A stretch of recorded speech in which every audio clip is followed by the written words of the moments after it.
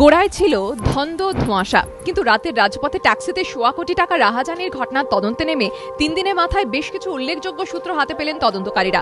অভিযোগকারীর দেওয়া নম্বরের সূত্র ধরে প্রথমে ট্যাক্সি ও পরে চালককে চিহ্নিত করতে পারলেও এখনো ট্যাক্সি বা চালক কারও নাগাল পায়নি পুলিশ। তাই আপাতত ঘটনার রাত থেকে চালক সহ ট্যাক্সি উধাও হয়ে যাওয়াকে ঘিরেই এখন তদন্তকারীদের যাবতীয় সন্দেহ ঘনীভূত হয়েছে। পুলিশ সূত্রে খবর, বুধবার রাতভর তল্লাশি চালিয়ে উত্তর কলকাতার নিষিদ্ধ পল্লী সংলগ্ন এলাকায় সেই ট্যাক্সিটিকে চিহ্নিত করে পুলিশ। কিন্তু ওই ট্যাক্সি চালকের সন্ধান করতে গিয়েই তদন্তকারীরা জানতে পারেন ঘটনার দিন রাত থেকেই ট্যাক্সি সহ চালক উধাও। শুধু তাই নয়, প্রতিদিনের চালক অসুস্থ থাকায় মাত্র কয়েকদিনের জন্য এলাকারই এক যুবককে চালক হিসেবে নিযুক্ত করেন মালিক। ঘটনার রাতে সেই যুবকই গাড়ি চালাচ্ছিলেন, বর্তমানে তিনি উধাও।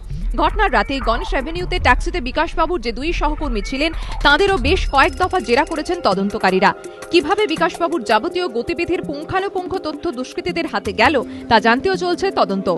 হেস্টিংস থানার অফিসারদের নিয়ে তদন্তে বিশেষ টিম তৈরি করা হয়েছে। পাশাপাশি তদন্তের তত্ত্বাবধানে রয়েছে কলকাতা পুলিশের ডাকাতি দমন শাখা। ট্যাক্সির চালককে গ্রেফতার করতে পারলেই মামলার কিনারা হবে বলে মনে করছে পুলিশ। ময়ূখ ঠাকুর চক্রবর্তীর রিপোর্ট, এবিপি আনন্দ, কলকাতা।